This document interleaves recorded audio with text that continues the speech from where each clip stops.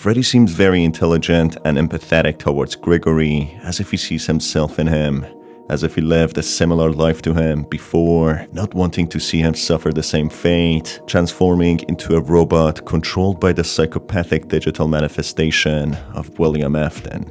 Hi folks, I'm R, and Happy New Year. Sorry about my voice, I know it sounds a little rough because of last night. Hope you had a great New Year's Eve and hopefully to the start of a greater and happier New Year. Make sure to send me your suggestions and theories through Twitter, as this video would not be possible without some of your suggestions. This video will have spoilers about all of the FNAF games. With that in mind, let's begin.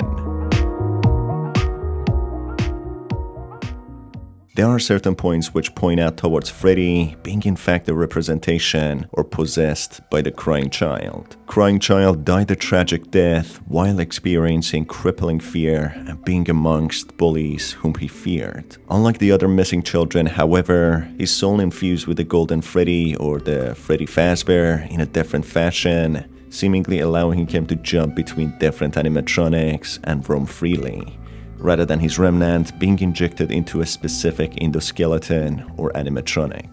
First, let's go over Crying Child's tragic backstory and what happened to him, then analyze different aspects of the story, leading to the theory that Glamrock Freddy possesses his soul.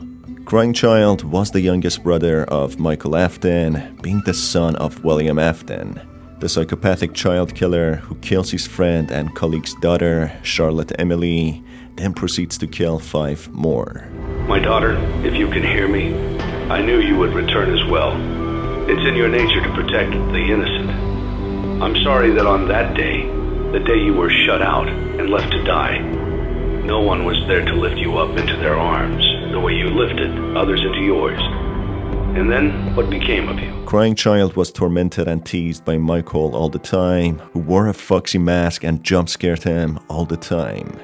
At first, it might have seemed like a playful brotherly prank, but it soon revealed that Crying Child had a crippling phobia and fear of the animatronics, and couldn't even get near them. That's why Michael kept pranking him and scaring him with a foxy mask, as it was something Crying Child was terrified of. This only worsened his fear and made him have an everlasting phobia. Regardless, he had many plushie toys from the animatronics whom he considered to be his friends. His most prominent plushie was of Freddy, whom he cared about a lot and talked to regularly. On his birthday, a few children who knew of Crying Child decided to prank him and bully him just for the kick of it. They forcefully take Crying Child to Freddy Fazbear and place him inside his mouth.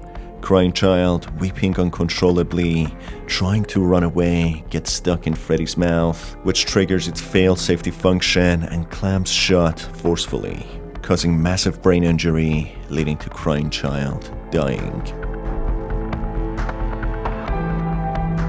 A cutscene then reveals the Golden Freddy plushie talking to the Crying Child, trying to calm him down.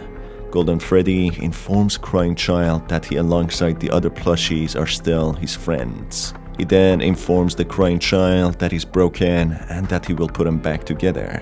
Something familiar we hear in Security Breach when Glamrock Freddy tells Gregory that he's broken. I feel you are broken. Don't worry about it, I'm fine. No, I feel that something is wrong. I am taking you to the first aid station. This cutscene displays the aftermath of Crying Child's death and what happened to his soul.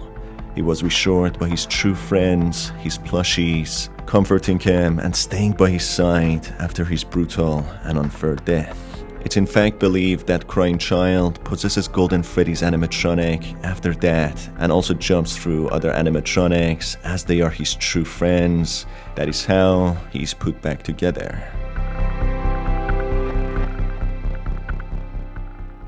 This will be known as the Bite of 83. Subsequently, with the Crying Child getting a physical body as the form of the animatronics, hence being fixed after being broken, he becomes whole again, but it's unclear if he possesses the bodies of the hostile animatronics, as his soul presumably infuses in with the animatronics differently than the others. The others are experimented on and have remnants of them being injected to the animatronics, who become vengeful and hostile, not having control over themselves and becoming monsters. It's likely that the crying child's soul also became hostile when infused with the animatronic, but for now, it's not too clear.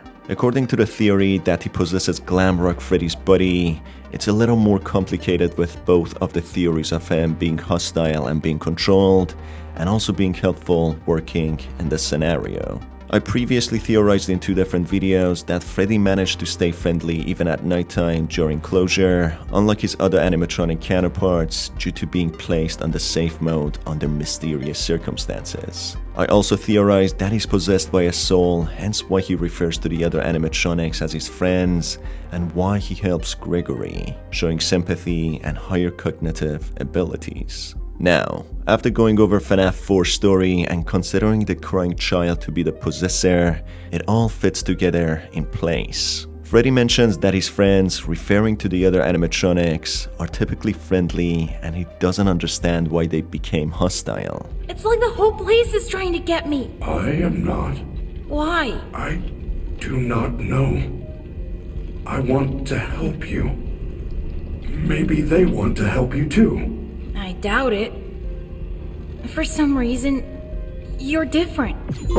He also explains that he cares about his friends and feels bad when their parts are removed and replaced with his in order to be upgraded. Freddy, check out these pictures. Chica has some sort of special voice box. Roxy has new eyes, and Monty was given better claws. We have to get these. We can upgrade you. Gregory, those parts belong to my friends. I would never do anything to hurt them. What? All they've done all night is try to hurt me. They get what they deserve. There must be a good explanation. They are not capable of hurting a guest. None of us are. It would go against our programming. I am having a hard time adjusting. You look different to me. I can see movement through the walls. Really? I didn't know Roxy could see through walls. These are Roxy's eyes? Well, yeah. There was an accident in the raceway. Is she okay? Well, nothing seems to stop her. This is despite the animatronics easily being fixable and having their parts exchanged. This clearly shows that he treats and considers the animatronics as entities who can suffer, not only emotionally, but physically as well, a characteristic most commonly found with humans. While going deeper down beneath the pizzaplex, he also explains to Gregory that his friends are angry and confused, just like how he used to be at some point before he could manage to resist Vanny's hacks and be different, which clearly explains they are in fact possessed by souls, as anger and confusion are 2 very human emotions, obtained by feeling weak and being in danger. Or at least, that is what Freddy thinks about the other animatronics. I know what this is. I have been here before. She brought me here. I found myself for the first time when I cleared the path. I did not want to, but I had no choice. Now I have a choice. I have changed. My friends are here. They are so angry, confused. But I can protect you. I am not me. He further explains that he's not himself, acknowledging that he's not in his own body, that he is not what he is supposed to be. Someone who also considered the animatronic-like plushies to be his friends and treated them like humans was no other than the crying child. He referred to them as his friends and cared about them, just like Freddy does in Security Breach. Those parts belong to my friends. I would never do anything to hurt them. Another significant line which connects the dots and makes me believe Freddy is possessed by the crying child is when Freddy takes Gregory to the first aid pod and tells him that he's broken. An identical line he heard from his plushy friend, Golden Freddy, except in this scenario, he is the one playing as the guardian friend, trying to fix and protect Gregory.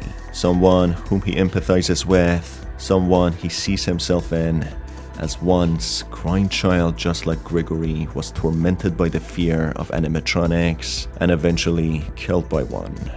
Something he doesn't want to see repeated. Freddy, despite being protective, is clearly seen to have a mindset of a child, the way he overreacts to some dialogue and talks about his friends. He also has an existential crisis when he encounters the endoskeletons, not believing he could be one of them, as if he's never seen one before. I have never been allowed in here before. This must be where I was born. Look at all the endos. They're all the same. Have I always been a Freddy? Am I Monty with a different shell? What if I am not the first Glamrock Freddy? Are there more of me at other pizzerias? Do we all feel the same? Am I special? If I am mass-produced, am I still art? This gets back to the end when he confesses that he's not himself, knowing the truth that he has been manipulated and controlled by Vanny for a long time, leading back to William Afton being the mastermind behind it all, controlling Vanny through his digital manifestation, knowing full well that he's just a robot now, not flesh and bones, just like how he used to be. I am not me.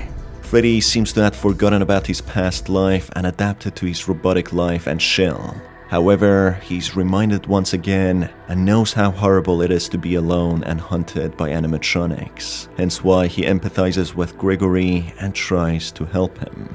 The real reason why he was put on safe mode is because the kind and protective soul of Crying Child took over and stopped Freddy from being hacked and driven into hostility. He overcame and resisted the manipulations and controls of Vanny, originated from William Afton's digital manifestation, as seen by the end when William Afton still tries to hack him, which he resists unlike the other animatronics.